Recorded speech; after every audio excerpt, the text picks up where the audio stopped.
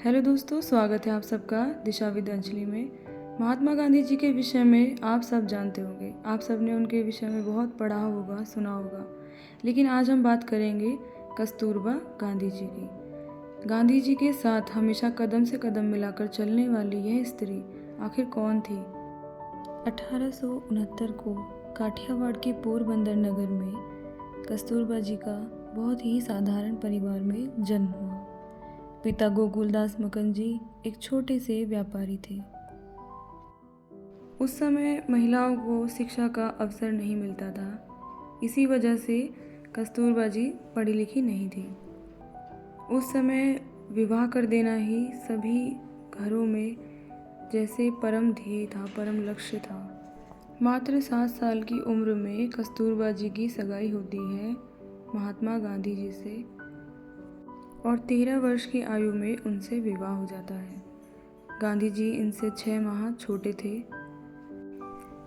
लेकिन गांधी जी अपने आप को कस्तूरबा जी का स्वामी समझते थे। उस समय उन्हें इतनी समझ नहीं थी जो उन्हें पितृसत्तात्मक परिवार सिखा सकता था, सिखाया। लेकिन गांधी जी विचारों में इतने अधिक उठ चले थे कि आगे चलकर उन्होंने महिला स्वतंत्रता पर भी बहुत कार्य किए।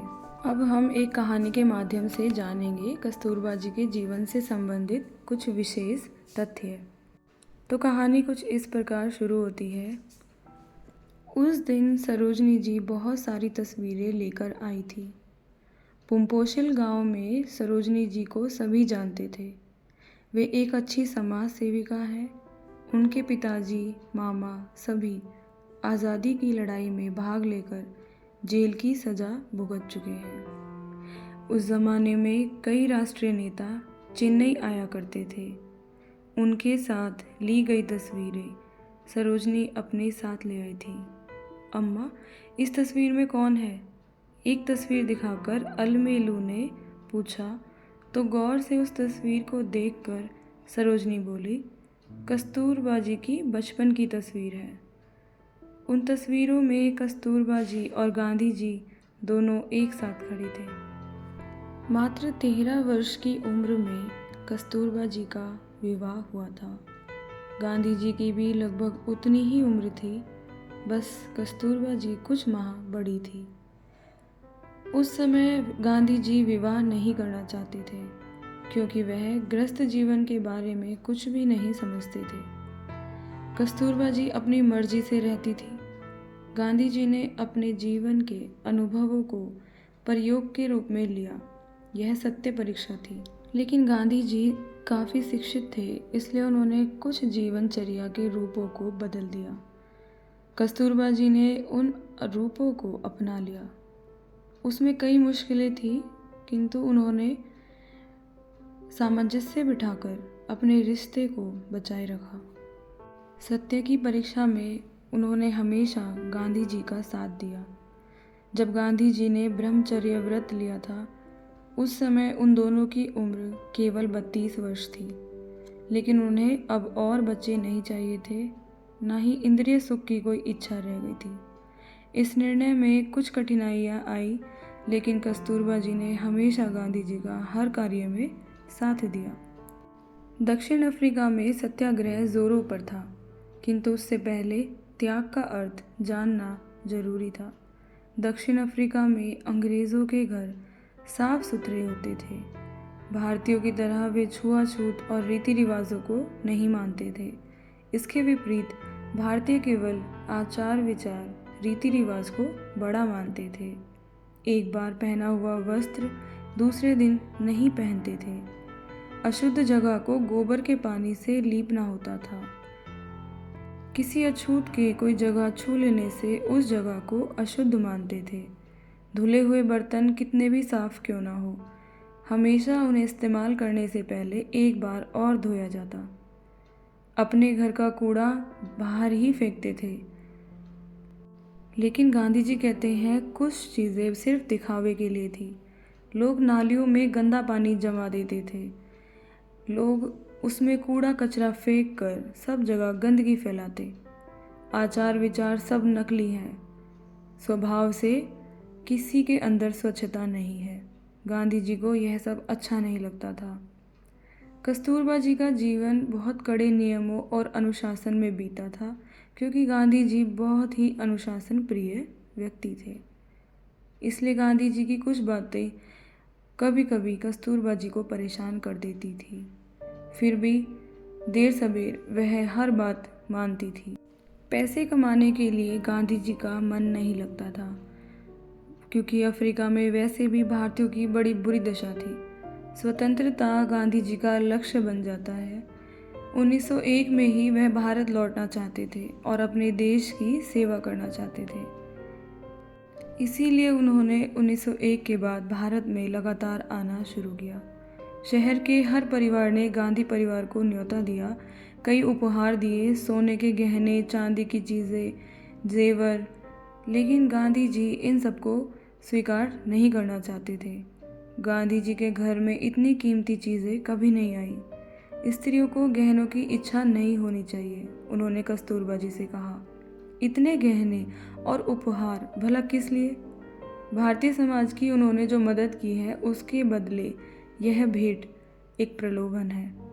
इसलिए इन वस्तुओं को उन्हें लौटाना उचित है या किसी सामाजिक कार्य में लगा देना चाहिए। गांधी जी उन्हें लौटाने के लिए किसी को बुलाते हैं और कहते हैं, मुझे ये जेवर नहीं चाहिए, बच्चों ने भी लेने से मना कर दिया है, आप इन्हें ले जाइए। किंतु कस्तूरबा जी उन गहनों को वापस नहीं देना चाहती थी। वे कहती हैं, आपने गहने पहनने से मुझे मना कर दिया, मैं मान गई। कल हमारे बच्चों की शादी होगी, आने वाली बहुओं को क्या कुछ भी नहीं दिया जाएगा? इन जेवरों को रहने दीजिए, मत लौटाइए। गांधी जी ने कहा, यह सब मेरी सेवा के बदले दिया गया है, इसे रखने का हमें क्या अधिकार है? तब कस्तूरबा जी बोलती हैं, मैं भी आपके लिए दिन रात खटकती हूँ, क्या यह मेरी सेवा नहीं है? आपके मेहमानों की खातिर मैं नौकर की तरह काम करती हूँ, क्या उसका कोई महत्व नहीं है? केवल एक गहना रख लेती हूँ बस, कस्तूरबा जी ने जिद की। कस्तूरबा जी का उन गहनों पर अधिकार जताना लगभग ठीक था, किंतु गांधी जी नहीं माने। उन्होंने वाद विवाद किया। आखिर भारतीय समाज की भलाई के लिए सारे गहने लौटा दिए गए। गांधी जी ने कस्तूरबा जी को समझाया, जन सेवा करने वालों को किसी भी प्रकार के प्रति उपकार की आशा नहीं करनी चाहिए। कोई भी प्रलोभन आपको कैसे डिगा सकता है? ऐसी परीक्षा की घड़ी हमेशा आएगी, लेकिन मन विचलित नहीं होना चाहिए। कस्तूरबा जी क्या करती? उन्होंने हमेशा की तरह गांधी जी की बात को मान लिया। 1906 में विश्व इतिहास में एक मोड़ आया। तब तक विरोधी को विपक्षी को मारते सताते थे। एक राजा दूसरे राजा से युद्ध करता था। मारना पीटना ही युद्ध था, आंदोलन था। किंतु मारपीट के बिना सरकार का विरोध करना, नियम भंग करना, ये बातें सिर्फ गांधी जी को आती थी। इसी का नाम सत्याग्रह है। इसे गांधी जी सात्विक आंदोलन भी कहते थे। फिरंगी सरकार ने भारतीयों और काले लोगों पर 3 पाउंड टैक्स लगाया। भारतीय समाज ने टैक्स न देने का निश्चय किया। इस आंदोलन में महिलाओं का भाग लेना जरूरी था। अनपढ़ महिलाएं जो केवल शारीरिक श्रम करना जानती थी, वह भी आगे आई। इनमें कस्तूरबा जी अग्रणी रही। गांधी जी ने कस्तूरबा जी से पूछा, क्या तुम मेरे कारण सत्याग्रह कर रही हो? ऐसी बात मत करो, तुम्हें कष्ट देकर मुझे कोई खुशी नहीं होगी। कानून भंग करने से कैद करेंगे, जेल भेजेंगे, बहुत कष्ट होगा। तुम वापस चली जाओ, मेरा क्या हाल होगा? दूसरी स्त्रियां अपनी मर्जी से आई हैं, लेकिन तुम मेरी इच्छा का पालन कर रही हो। ऐसा मैं नहीं चाहता। सोच लो और इसी नतीजे पर आओ, वापस चले जाओ। पता है कस्तूरबा जी ने क्या जवाब दिया? उन्होंने कहा, ऐसा नहीं है, आपके कष्टों में मेरा भी हिस्सा है, कोर्ट या जेल। मैं कभी पीछे नहीं हटूंगी। यदि मैंने अपनी रिहाई की बात की या मैं पीछे हट गई, तो आप मेरी सूरत भी न देखना। आप बस ये सोचिए, मैं केवल आपकी पत्नी नहीं हूँ, मैं भी एक क्रांतिकारी हूँ। गांधी जी खुश हो गए। फिर भी कस्तूरबा से बार बार सोच लेने को कहा, कानून भंग कैसे करते हैं। उस समय गांधी जी ने टॉलस्टॉय फार्म नाम की एक सहकारी संस्था बनाई थी। सब लोग काम करके अपना अपना हिस्सा पाते थे। सब शारीरिक मेहनत करते थे, ऊंच नीच का भेदभाव नहीं था। टॉलस्टॉय रूसी थे, बड़े ज्ञानी और नामी लेखक थे। सभी इंसान को समान मानते थे। अमीर गरीब सबको 6 फीट जमीन चाहिए। इस दुनिया से कोई कुछ लेकर नहीं जाएगा। फिर क्यों हम दूसरों का हिस्सा लूटें, लालच के साथ बचत करें, ऐसा वे सोचते थे। उनका यह सिद्धांत गांधी जी को बहुत पसंद था, इसलिए उनके नाम से फार्म की स्थापना की। उस फार्म में रहकर कस्तूरबा जी और दूसरी स्त्रियों ने कानून भंग किए। फार्म में बनी चीज़ों को ले जाकर बाहर बेच दिया। बेचने के लिए लाइसेंस की ज़रूरत थी, उन्होंने लाइसेंस भी नहीं लिया। फिर भी सरकार ने उन्हें कैद नहीं किया। यदि इस प्रदेश की सीमा को पार कर दे, अगला राज्य नटाल था, यदि वहाँ प्रवेश करें तो इस योजना का फल मिलेगा। उस राज्य में न्यू कैसल नाम का शहर था। वहाँ कोयले की खानें थी और बहुत से भारतीय वहाँ काम करते थे। कूलियों को 3 पाउंड टैक्स भरना पड़ता था। स्त्रियों ने नाटाल राज्य को पार किया। अधिकारियों ने उन्हें रोका। प्रवेश पत्र कहाँ है?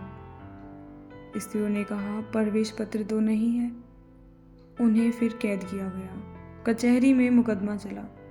हर एक को 3 माह कैद की सजा हुई। कस्तूरबा जी इसी दल में थी। यह घटना सितंबर 1913 की है। इसके बाद पति के साथ हर संग्राम में कस्तूरबा ने भाग लिया, उनका साथ दिया और आगे से कभी भी कोई नियम उल्लंघन ना करने का वचन दिया। स्वतंत्रता संग्राम का आखिरी पड़ाव अंग्रेज़ों भारत छोड़ो था। देश के नौजवान उत्साह से आगे आए। 9 अगस्त 1942 को रातों रात सारे नेता गिरफ्तार हो गए। कस्तूरबा जी भी कैद की गई।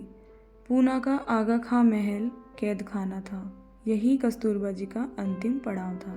कस्तूरबा जी ने भारत को स्वतंत्र होते नहीं देखा। स्वतंत्र भारत में कदम रखने वह बाहर नहीं आई।